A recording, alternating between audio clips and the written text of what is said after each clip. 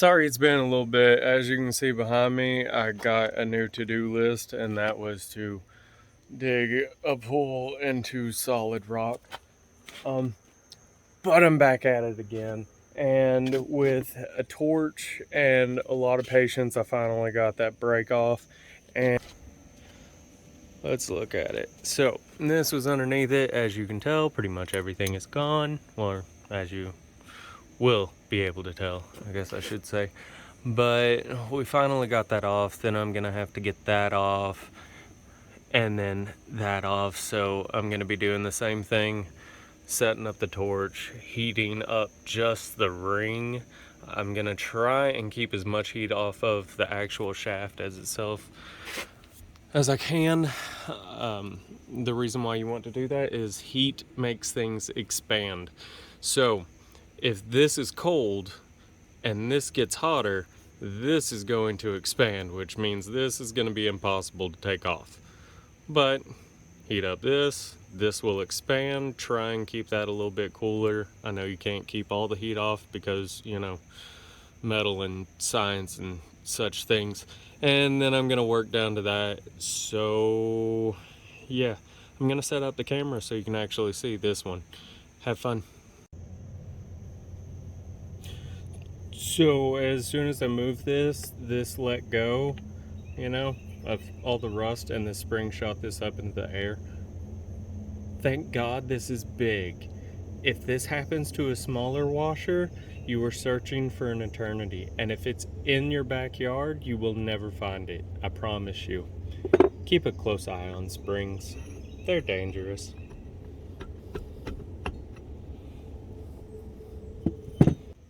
Also, because I completely forgot to record this part, to get this barrel off, it's really simple. You just take this little shim right there, and there's an inset. You see how it kind of gets bigger?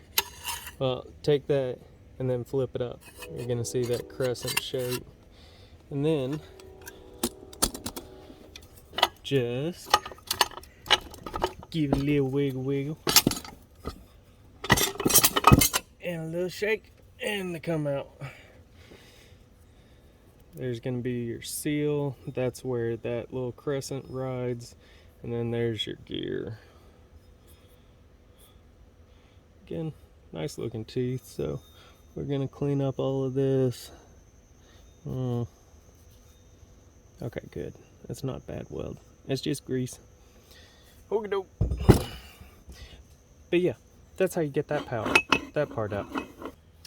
Okay, so what we're gonna do is we're gonna keep it like this, and it's pretty nice. I'm just gonna clean out the inside, spray it down, wipe it off, and then we're gonna take this to the sandblaster with all the other stuff. Then whenever we get back, we'll rebuild the brake and start putting this bad boy back together. So let's go sandblast. Just a friendly reminder, make sure you always keep these. They're not hard to get. They're just the keys that slide into these channels, so that way it locks it in place. But whenever you're taking this off and you've heated this up, these things heat up too, so they expand also. That's actually hot. So they expand also, so sometimes they'll get stuck in there. Make sure to be careful with that, because whenever you pick these up, these things will just fall right out, and then you've lost it, and then that's a whole nother ordeal. So just keep that as a reminder. Always keep those safe. Ziploc bags are the greatest thing ever. Ziploc bag all of this stuff, then it all keeps it together for you. You're welcome. To get these keys out, you're gonna need a hammer. I'm using this. You can either use some type of chisel or a punch, anything like that. You can also use a screwdriver. Try not to use your good ones, but put a board and either cut a hole in the board and line this up right over top of it so you get the most surface area, or just two boards next to each other. Take the punch, tap it out, scoot it over, tap it out. Simple enough for that. So now I've already worked on this one a little bit, but these are the brake surfaces for the brake. So we're going to want to sand this down. You can either take a circular sander, belt sander, what have you, but we're going to need to level this out. You can also get the sandpaper that is sticky on the side, lay it down on a flat surface, and then just work around like that. Just again, make sure that the surface is flat using a level, straight edge, anything like that, so that way you're not getting high and low spots. But you're going to want to get this finish down to that quality, because all this pitting is going to build up, and then whenever the brake rubs against that, it's going to roll, and so you're going to go through your brake a lot quicker. So we're going to want to sand this down to a nice finish. Also, same with the inside, except the inside's a lot nicer to do, because again, get the sandpaper that's sticky on the back. I'm using 150 grit. Then put the sandpaper sticky side onto the brake surface. I've already used this one, so it's not too sticky. And then just sit it in and just keep doing this until eternity. No, not really. You just keep doing it until that flattens out and gets to that surface. But you're going to want to get this nice and flat first before you start working on this, or your pits are going to pit, and then it's just going to be a massive pit mess. So I'm going to be doing that, and I might video it, I might not, probably won't, because good lord, this is going to take forever. And yeah, so have fun with the rest of this. Okay, so we're on our way to the shop. The sandblaster wasn't done like I thought it was, but I got some plexiglass, and the only thing that we need to finish up is the window on it. So we're gonna finish up the window on that sandblaster, and then we're gonna sandblast the rest of this crap so we can get this put back together and I can start welding. Because I am bored and want to weld stuff now. So let's see what fun cars are at the shop today. They always have something good hidden in there. So let's go find out.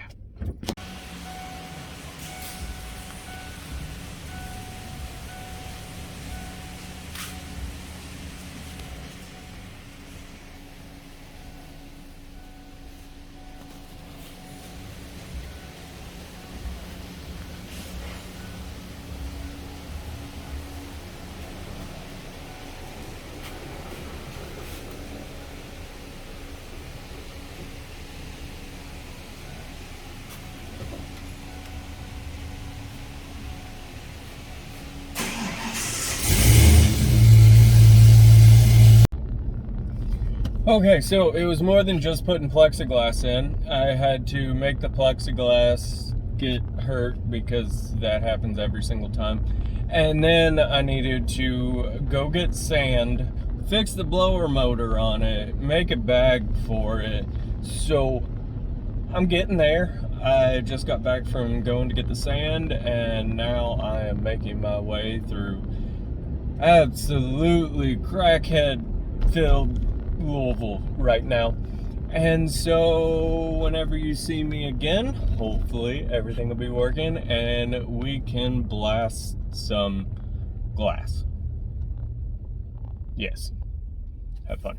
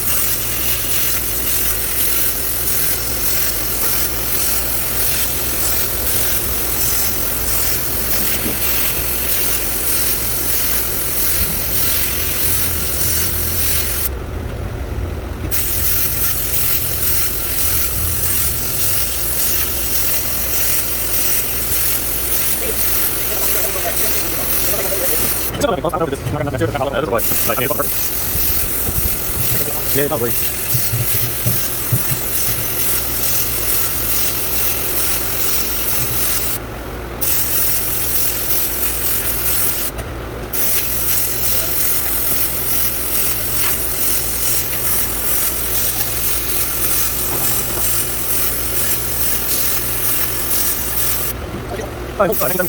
Recording for a long time, but you got 60 on there, and you got Nope.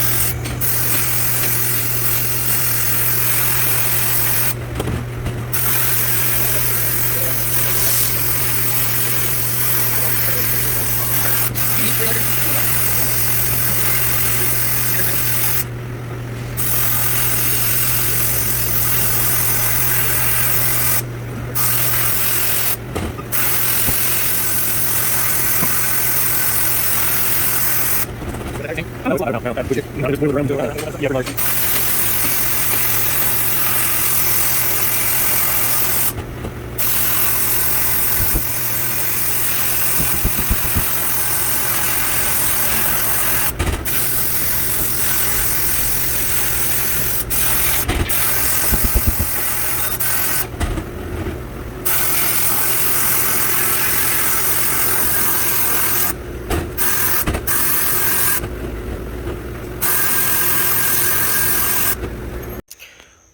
Well, sorry about that. I ran out of room on my phone, so I had to come home and delete everything after, I sandblasted all of this. It turned out great. So now what I'm going to do is I'm going to wipe down, clean off, blow off every nook and cranny of this thing, because as you can hear,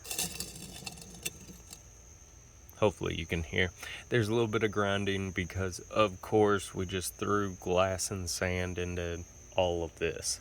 So what you can do is you can get some off-road diesel for parts cleaner and just a little old scrub brush, just get in there, make sure to get all of this. What I used was glass, so there's glass shards in all of this, so you're gonna want to clean all of that out just to make sure that you're not hearing this, because if you're hearing that, that means something's rubbing. So we're gonna go through, clean all of this up, scrub this really good. That did not get sandblasted nice, but there wasn't much rust to it, so kind of lucky on that point. So I'm gonna enjoy this miserably muggy heat and clean all this crap off, and then I'm going to jump in the pool. So, have fun.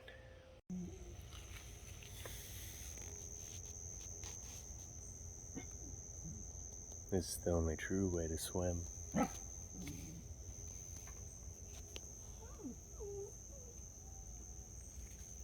Why are there so many fucking flies in here?